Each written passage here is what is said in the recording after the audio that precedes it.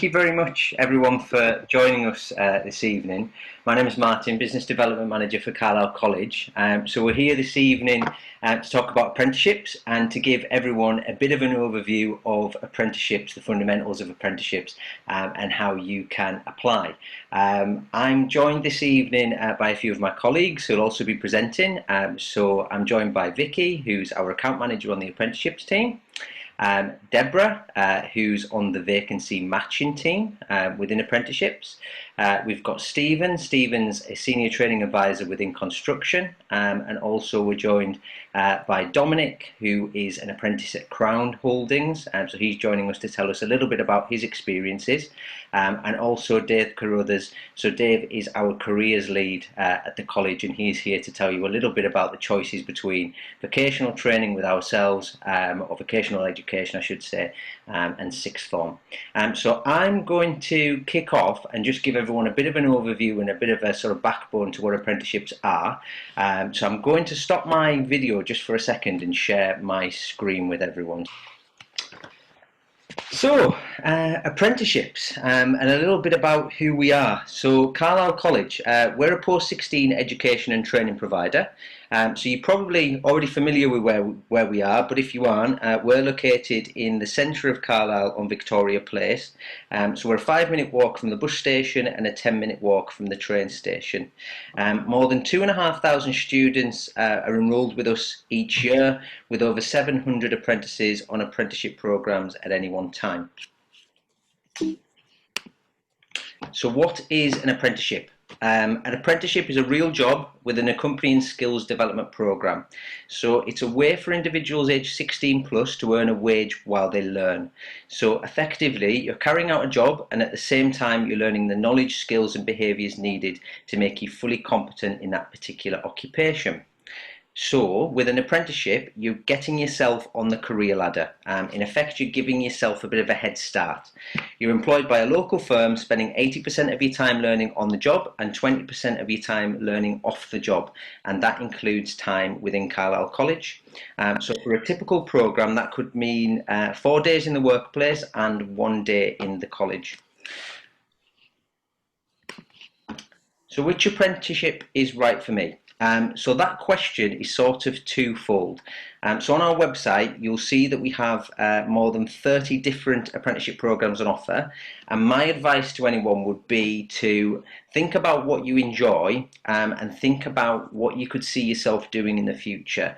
So I'd steer clear and not choose something just because your friend is, or because you think, you know, that'll earn me loads of money in the future, because ultimately you really want to enjoy what you're doing, and what's right for someone else might not necessarily be right for you. So you want to make sure that you're doing something that you enjoy and you can see yourself doing. And secondly, it's really important that we put you on a program that matches your ability and ambitions. So I just wanted to reassure any potential apprentices with us and any potential parents that we would never put you on a program that we didn't feel was a good fit for you. So what my team would do before putting you forward to an employer, we would carry out what's called an initial assessment. So effectively, that means we're evaluating your starting point, and making sure that you would be successful within that particular apprenticeship. And the same goes before we put you forward to any potential employer. We would have a conversation with you to make sure that that opportunity is the right one for you and that employer is the right one for you. So how long is an apprenticeship for? So the answer is really that it depends. It depends on the level of the apprenticeship, it depends on the industry, it depends on your employer's requirements, and it also depends on you as an individual. So as a guide, I've just put some typical durations on the right hand side there, but again it can vary somewhat. So if you were coming out of year 11, you're probably looking at intermediate and advanced level apprenticeships, so that's level 2 and level 3. So an intermediate is 12 to 18 months, and then advanced is 18 to 24 months.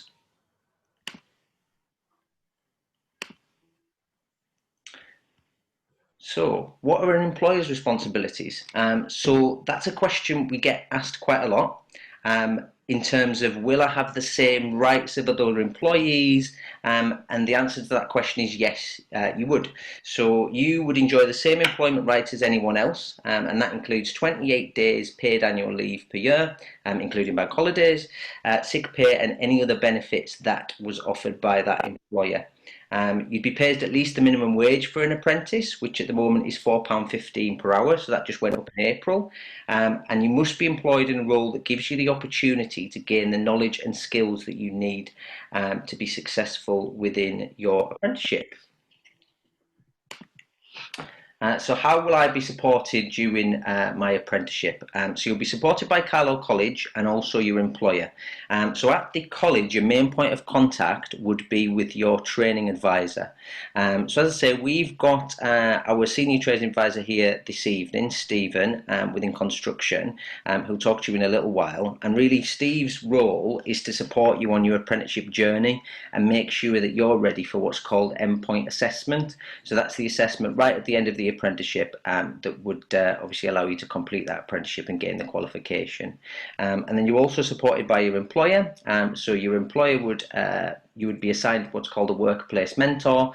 So in effect, they do something somewhat similar to Steve in that within the workplace, they're sort of holding your hand on that journey. They're there for any questions, any queries day to day that you might have. And I just wanted to quickly show you some apprenticeship statistics that I would say are quite powerful and something to bear in mind when you're making decisions as to which route you might take, especially if you're coming out of year 11.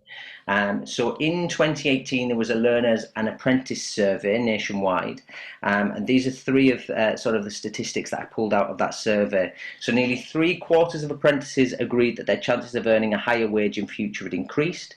80% of apprentices agreed that their chances of going on to higher levels of training had increased, and 90% of apprentices, so 9 in every 10 apprentices, will go into full or part-time employment at the end of their apprenticeship. So why Carlisle College? Well, there's a few reasons, but personally for me, it comes down to our staff and also our facilities. So our staff are experts in their field, they have real life industry experience. In effect, they've been there, they've done it, they lived it, they've breathed it, so they know what employers are looking for and what to teach you to make sure that you're successful in your chosen career. And also our facilities. So I would love to be showing you our facilities this evening, but obviously we can't. But I just wanted to sort of illustrate the investment that we've put into our facilities in the last couple of years. So we've had about a £30 million investment into our facilities in the last couple of years. For those engineers who might be in the room, we've got a brand new advanced manufacturing centre, and we also have a new digital creative arts complex. And one of the other reasons as to why you might like to come with us at Carlisle College is because of our reputation and who we work with. So we work with over 350 employers across the region and some of the biggest names in the region. So the logos that you see down there are just a handful, but you'll see everything from Stories, BSW Timber, Pirelli, David Allen, Armstrong Watson, the City Council, Cumbria County Council.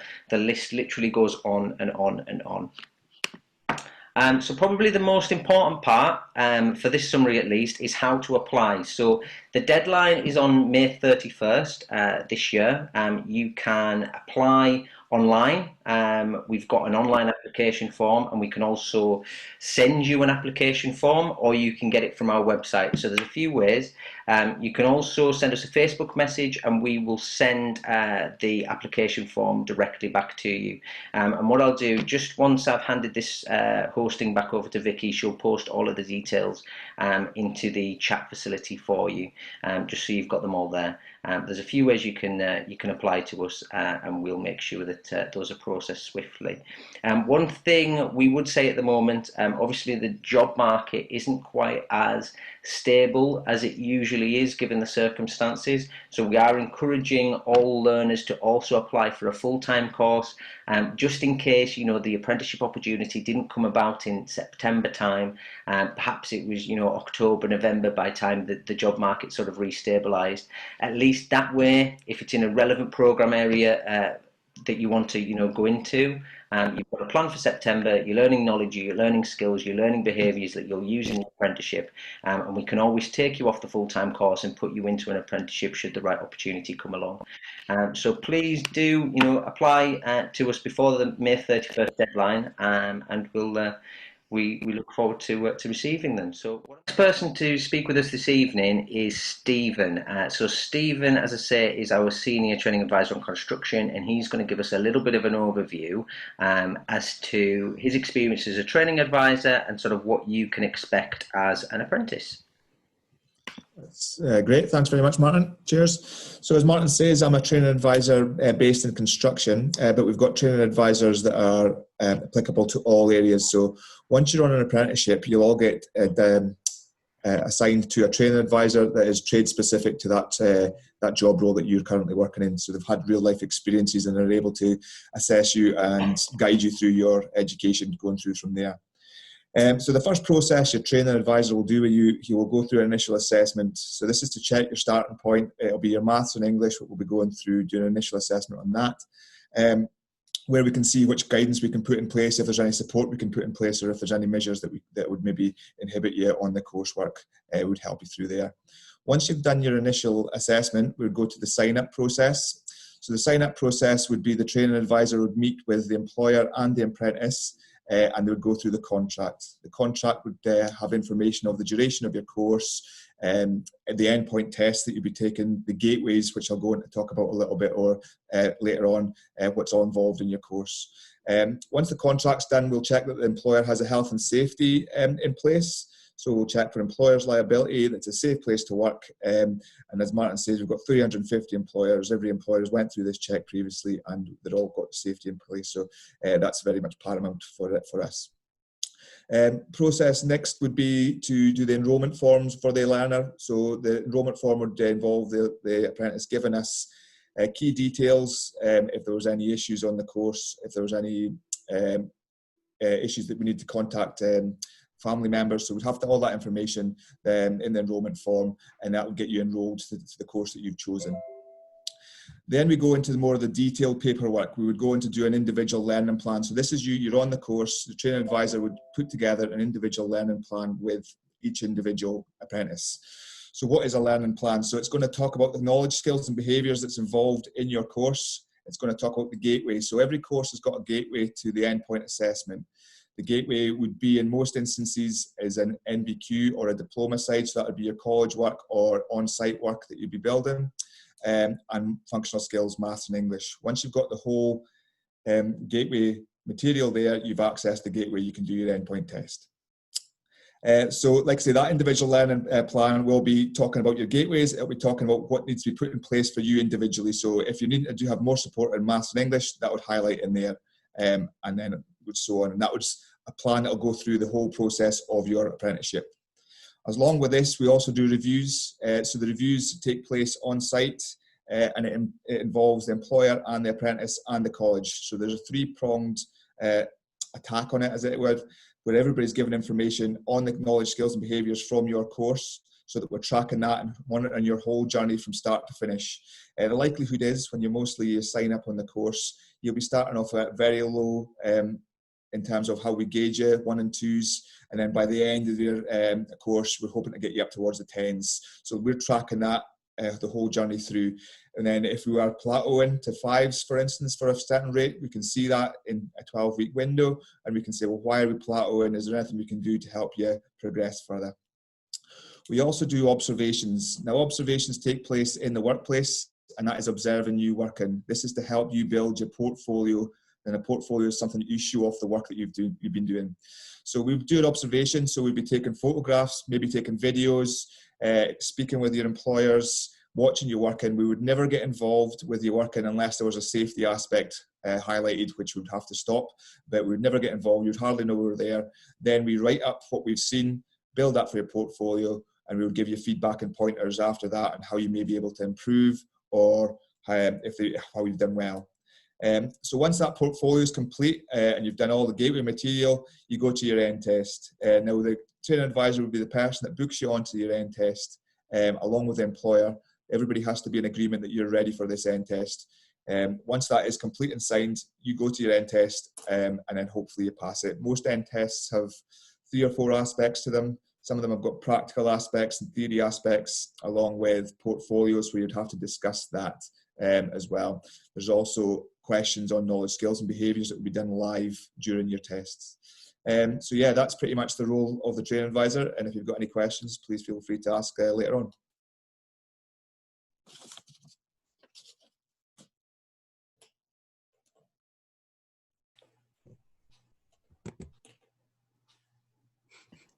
Thank you. Yes, on mute. Stuck on mute for a second. Thank you, Steve, for that. I should mention as well, I can see that Vicky's posting comments in the chat box. Just to let you know, if anybody would like to ask a question as we move through this, the rest of the group can't see your questions, so it's only us. So definitely no question is a stupid question. Please do post it in there, and we'll do our best to answer it as we move along. So the next person to speak to us this evening is Dominic. Dom is a 3rd year apprentice in engineering. He works for Crown Holdings at the moment, so he's going to give us a little bit of an overview of his experience within an apprenticeship program, and how he's gotten on so far. So I'll hand over to you, Dom. Right, I'm in the 3rd year of what is initially like a 4-year program. So a little bit about Crown. It's what was formerly known as Metal Box. I know a lot more people will identify it as that still.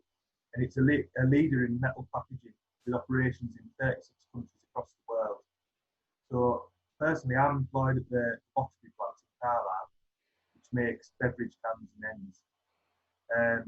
In my time there, I've had the opportunity to become involved in project work and development activities where I've been able to demonstrate my abilities and actually become part of an already strong team which deliver production and maintenance aspects to the industry. About the apprenticeship, I did my 1st year full-time at Carlisle College, where I sat level 2 units, which gave me a basic appreciation and aptitude in skills such as welding, fitting, fabrication, machining, and then on to my BTEC level 3, which is the equivalent of A level in engineering theory, things like maths and engineering science. This was continued into the 2nd year along with the NVQ, which is, I think was mentioned by Steve before, where you're learning on the job. So I would get in touch with my training advisor. He would come and watch me complete jobs on maintenances, breakdowns, things like that. And we basically built up a big portfolio with photographic evidence, videos, manuals for machines, things like that, all documentation to prove that I was able to do what I was basically saying I was able to do. So that was into my 2nd year, where I also attended college day release. And then into my 3rd year, I joined a shift where I work alongside a close team to keep the factory running. We're based in the engineering department. And we attend breakdowns, complete maintenance activities, all while still, up until last month, doing day release at college to complete HNC, which is level 4. So at the end of the 4-year course, I come out with a university level qualification.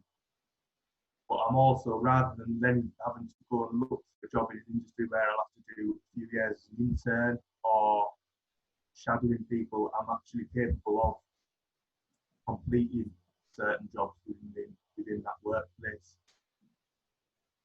Advantages to the apprenticeship route are earning while you learn. You paid a proper wage. It gets you used to workplace customs and having the actual real life situation of doing a job. This machine over here could be off, and they're waiting for you to make a part to get it back going again. So dealing with things like that, which are a bit daunting at first, you get them out of the way while you're in your training.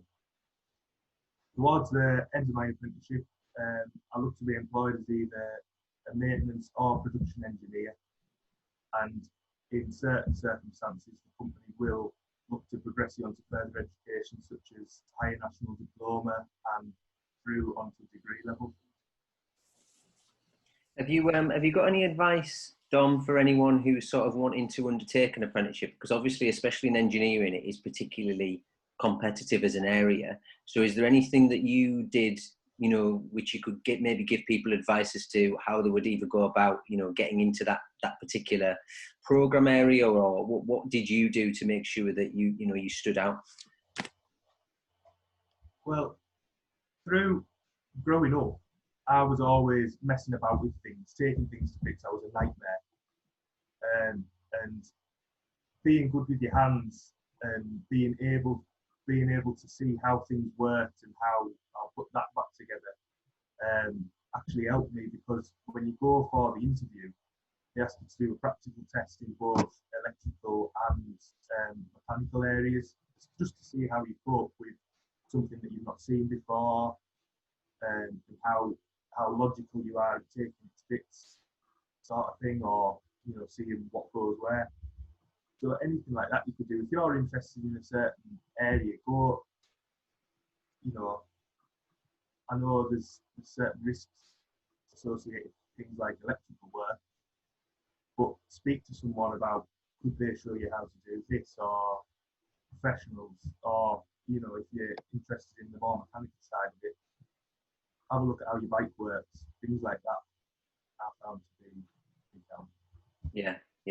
It was interesting what you said there as well about what you were asked to do in interview, because I know that I touched on eligibility just a little bit earlier, and it's something that Dave's going to talk about a little bit more in terms of kind of eligibility requirements. And myself and Dave were just having a bit of a chat earlier about what an employer might ask for. So there are certain eligibilities to get onto a program area, but it might be that an employer asks for a certain qualification, or in your case, your employer has asked you to conduct something at interview, to do something different.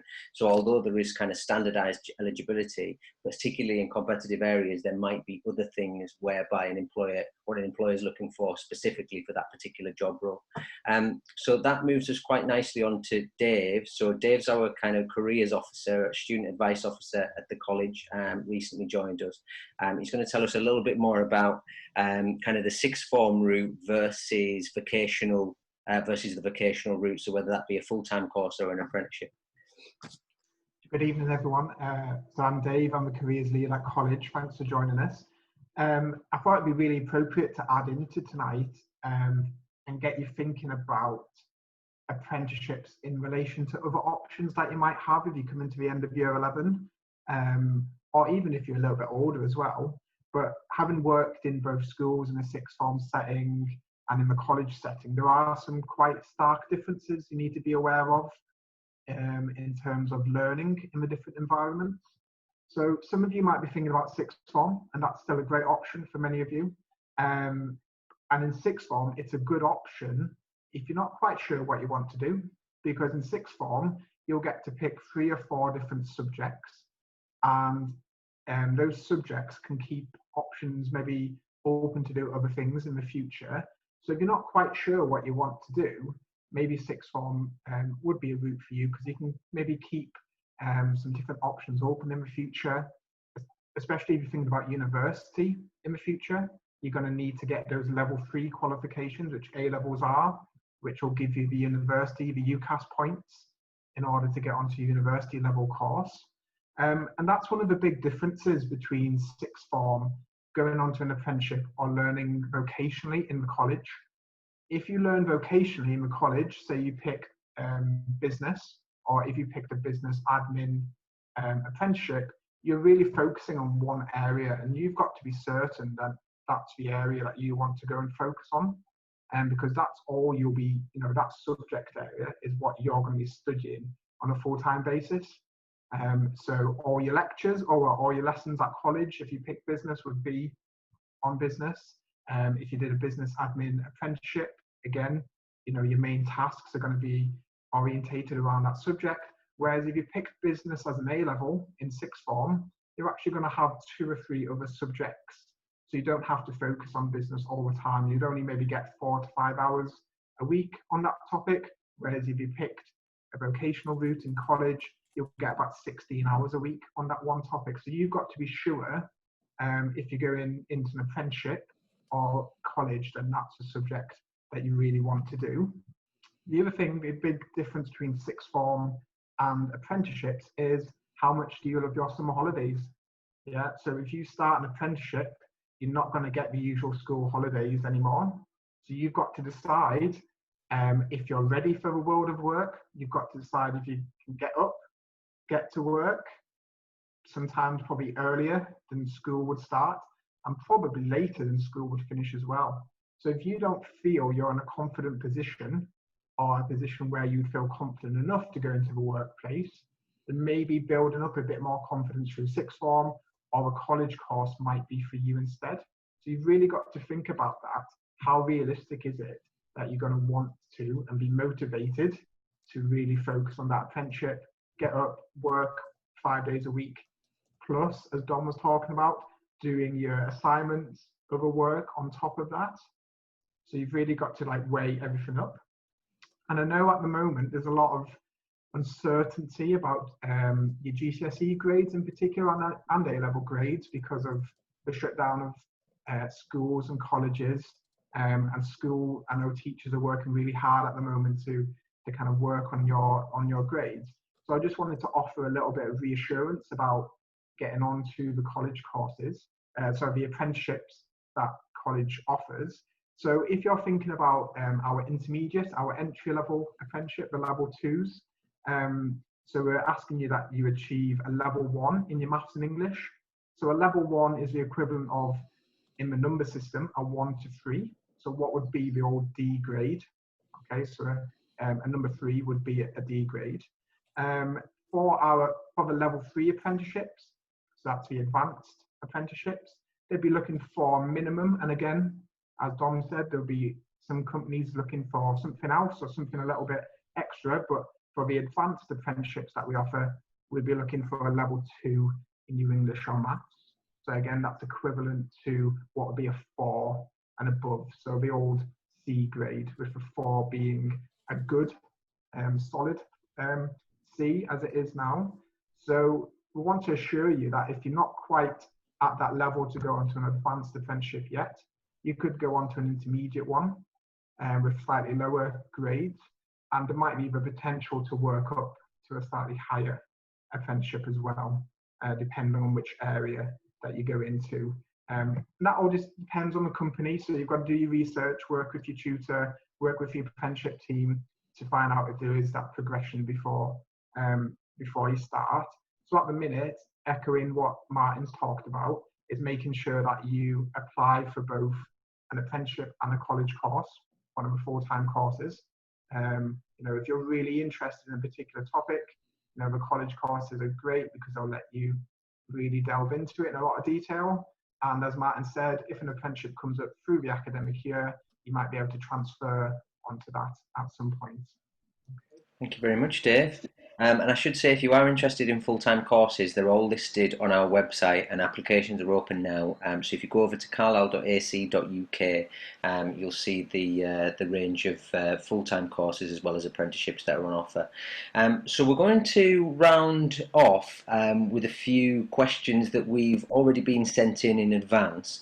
But I would just again say, if you would like to add any questions, please feel free to use that chat facility at the moment, and we'll try and tag them on the end and get all those questions answered for you.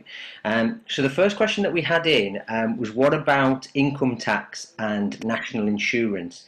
Because obviously an apprenticeship is a real job, so what kind of deductions can you expect? So like all employees, you would have to pay income tax on everything you earn, but only over £12,500 a year. So bearing in mind that the minimum apprentice wage is £4.15 per hour, you might not need to pay any tax, at least not until you progress on a little bit and you're making over that threshold. Even when you are making over that 12,500, it's only anything above that will be taxed at 20%. So basically, that would be deducted from your pay before you actually get your wages, to make sure that your tax is always fully up to date and fully paid. In terms of national insurance contributions, once you're earning over £183 a week, that would be deducted with your income tax before you received your wages, and that's calculated at 12% of your weekly earnings. So there can be deductions, but it is dependent on how much you're earning and whether you kind of pass those thresholds or not. So that was the first question that we had. We had another question about, will Carlisle College guarantee me a job? So the answer is, unfortunately, no, we can't guarantee you a job, but we will do our best to find you a job. So once you've been added to our talent pool, basically we will seek to introduce you to suitable employers who we work with, and the opportunities that they might have on offer. We'll help you to prepare for interviews as best we can, and we've got resources like Dave who can also help you to do that, and we'll give you any feedback that the employer gives us as to how your interview went, how you can maybe do better next time, and guarantee that you're in a really good place to hopefully get yourself a job and onto an apprenticeships program. So we've got a couple more. I'll maybe let Vicky answer these next two. Yeah, so the next question we had sent in was, when will the course start? So that really does depend on the programme itself and what that particular employer is looking for. We do have multiple start points throughout the year for different programmes. We tend to find with some of the trade-based programmes that they may be slightly more limited. Others will consistently have people starting and finishing. However, we don't have to rely on the start date of the course if that doesn't fit in with the start date of your employment. It may be suitable for you to start with your employer and do some work-based learning that we can assist with. So coming out to the workplace and then having a small delay bringing you into college to fit with the available course start for you as well. So yeah, it completely depends on the exact course. The next question, which Dave's addressed already there, but just in case anyone missed it, was, am I too old to be an apprentice? So the answer is no, nobody's too old. There is no age limit at all for apprenticeships. We have a variety of different courses. Some people choose to retrain throughout their career. We also offer different levels of apprenticeship, so some people begin at different points. It's completely open to each individual.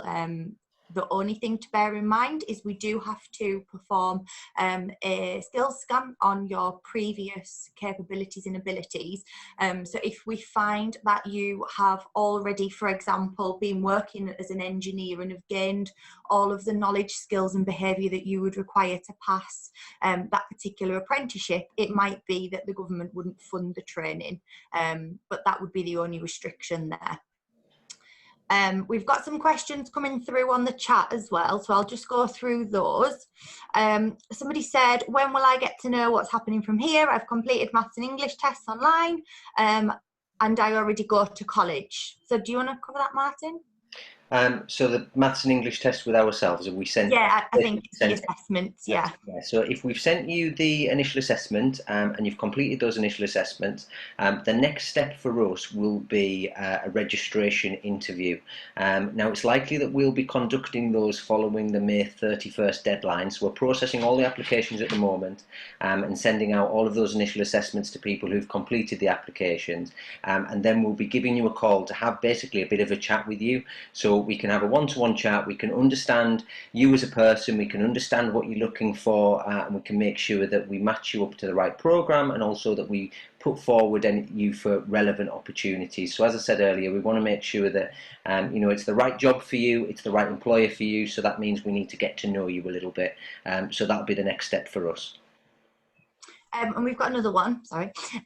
Debs, this might be a good question for you to answer.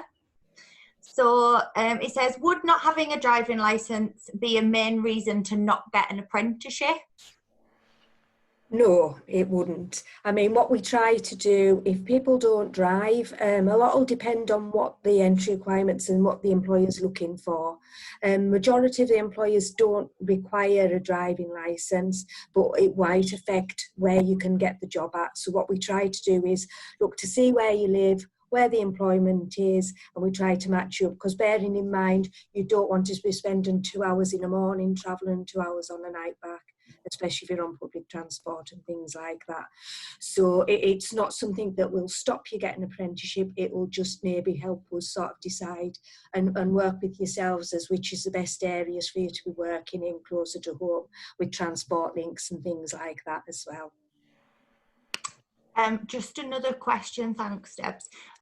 So this question is, can I just go straight into an apprenticeship when we get back to college after coronavirus, because I'm doing a level 2 course, or should I finish my level 2 course first?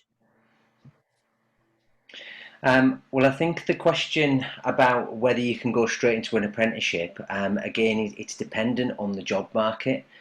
So if we have that opportunity there for you, then absolutely, we could put you straight into an apprenticeship. But I think, for us at the moment, and for the entire nation in a way, we're all that little bit unsure about when are things going to return to normal and what that normal might look like. And unfortunately, within sort of businesses, they've got those same insecurities. So it is affecting the number of vacancies and opportunities that we've got through. So we are hopeful that, come September, touch wood, we'll have all restabilised and we'll be getting lots of opportunities through, and it'll be our usual peak. But we have to prepare for the fact that it might not be, and it might be a little bit later. So in that sense, we just don't know, is the honest answer. Yeah, I think it's wise to continue with your course until we're able to offer something there, because we can't guarantee it'll be when you get back to college. Any more questions? No? I'll hang on a second, just in case anyone's wildly typing. Everyone's typing. No? Don't think so. Let me check. No? No, I don't think so. Well, thank you very much for joining, everyone, and taking part in our virtual event and spending some time with us. Next time, we would love to invite you into the college, and fingers crossed we'll be able to show you our facilities and to get to know everybody a little better. But in the meantime, whether you're applying to a full-time course with us, an apprenticeship with us, or both, we look forward to receiving your applications and to welcoming you into the college very soon. So stay safe, everyone. I've just popped the email address for the apprenticeship team into the chat box as well. So if anybody has any questions that they've not been able to get answered now, then feel free to send them over there and we can get back to you as well. Do that, or send us a message on Facebook. We pick all of those up and we will respond to you. So as I say, stay safe, enjoy the rest of your evening, and we'll speak to you soon. Thank you very much.